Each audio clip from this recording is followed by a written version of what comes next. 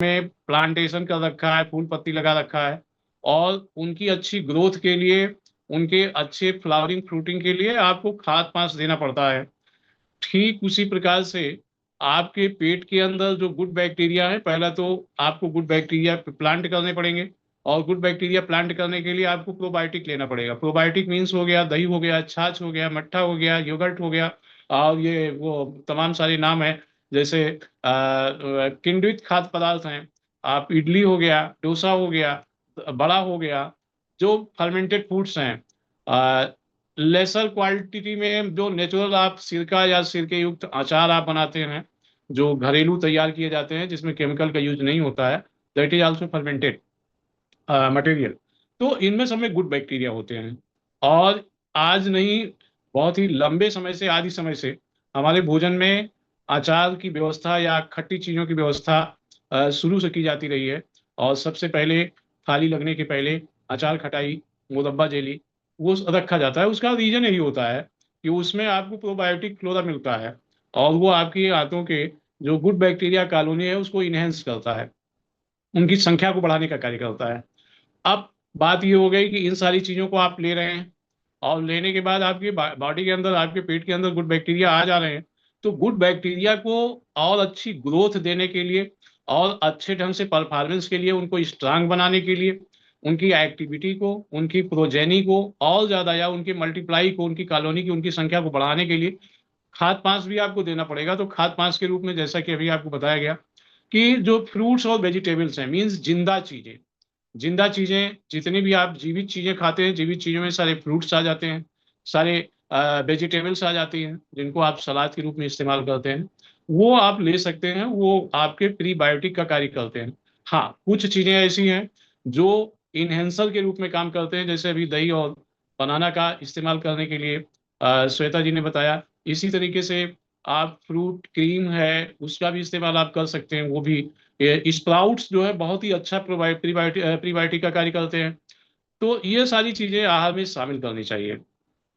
अगर आप इसको नियमित रूप से ले रहे हैं, तो निश्चित रूप से आपका गट फ्लोरा जो होगा वो बहुत ही अच्छा होगा। और सिम्बियोटिक रिलेशनशिप, सहजीवन, सहजीवन मीन्स एक तरफ आप तो बैक्टीरिया आपके पेट के अंदर ग्रो कर रहे हैं प्रोबायोटिक के रूप में, और दूसरी तरफ उनको आहार मिल रहा है। आप जीवित चीजें जो आप खा रहे हैं, सलाद, फल, फलियां, सब्जियां, ये सारी चीजें ले रहे हैं, तो अंकुरित स्प्राउट्स ले रहे हैं। ये सारी चीजें उनको एक अच्छा बेटर इन्वायरमेंट दे रही हैं उनको ग्रो करने के लिए, या उनको पोषित कर रही हैं। जो रेशेदार चीजें जितनी भी आप ले रहे हैं अपने आहार में शामिल कर रहे हैं, तो इस प्रकार से आप अपनी गट हेल्थ को बेटर बना सकते हैं। और आज के समय में जो सबसे बड़ा चैलेंज है वो यही है कि हमारा भोजन कुछ इस तरीके से मोनोटोनस टाइप का हो गया है। एक ही तरीके का भोजन खाते खाते जो हमारा बॉडी है वो स्वयं में अपने आप में कंफ्यूज हो गया है। एक तरह की सेचुरेशन लेवल होता है, वहां पहुंच चुका है, उसको वैरायटी नहीं मिल पा रही है। और वैरायटी ना मिल पाने की वजह से आज के समय में सबसे बड़ी जो बीभत्स समस्या है वो हमारे आंतों का स्वास्थ्य है। उसमें सबसे मेजर प्रॉब्लम है कॉन्स्टिपेशन और पाइल्स की। अगर कॉन्स्टिपेशन एक बार शुरू हो गया तो उसको खत्म होने में बड़ा लंबा टाइम जाता है। तो उसका तरीका यही है कि आप ज्यादा से ज्यादा आप प्रोबायोटिक और प्रीबायोटिक का सेवन आप करें। मैं अक्सर इस चीज को कहता हूँ कि जो बटर मिल्क है, छाछ है, मट्ठा जिसको आप कहते हैं, तो मट्ठा एक बहुत ही इजीली अवेलेबल सोर्स है।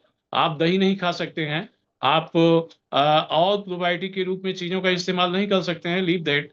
बट एक 100 ml मट्ठा एक आपके लिए 24 घंटे के लिए बहुत ही अच्छा सोर्स जो है प्रोबायोटिक का हो सकता है।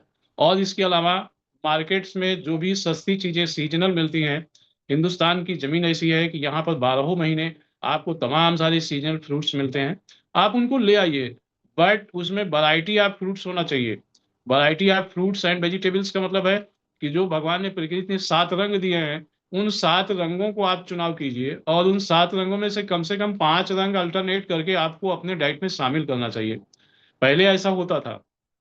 आप लोग जो ग्रामीण क्षेत्र को बिलोंग करते हैं, जिनकी पृष्ठभूमि कहीं ना कहीं गांव से जुड़ी हुई होगी, वो लोग जानते हैं। देखिए, गांव वाले लोग बहुत ही इंटेलिजेंट थे, भले वो पढ़े लिखे नहीं थे, लेकिन उनके पास सदियों से अपने पूर्वजों से प्राप्त अनुभव के आधार पर उच्च वैज्ञानिक सोच वाला ज्ञान था उनके अंदर, और वो इस्तेमाल करते थे। मैंने गांव में देखा है कि जस्ट लाइक आप पालक को ले लीजिए, सरसों के पत्ते को ले लीजिए, और ठीक इसी प्रकार से कुछ और घास टाइप की चीजें होती थी, उनको ये लोग ले आकर के बारीक काट करके और उसको थोड़ा सा कुचल करके उसमें अदरक, लहसुन और हल्का सा मस्टर्ड ऑयल, स्वाद के अनुसार उसमें जीरा, नमक मिला करके और सलाद के रूप में उसको अपने खाने में, अपने आहार में शामिल करते थे। ये रेगुलर होता था। घरों में जो दाल चावल रोटी सब्जी बनती थी, जो रेगुलर आपका मील तैयार होता था, उसके अतिरिक्त ये आहार का एक प्रमुख अंग होता था। हर एक की थाली में जाता था ये सारी चीजें। तो लोगों की हेल्थ अच्छी हुआ करती थी। आज के समय में वो सारी चीजें बिल्कुल खत्म हो गई हैं। ना किसी की थाली में प्रीबायोटिक रह गया है, ना प्रोबायोटिक रह गया है। लोग इसका यूज समझते ही नहीं। तो जागरूकता ही सबसे बड़ा बचाव है। आप जागरूक होइए। आप अपने जो विस्मृत ज्ञान है, मैं ऐसा नहीं कहता हूं कि किसी को पता नहीं है, पता सबको है। कालांतर में वो चीजें विस्मृत हो गई हैं, हमने अपने दिमाग से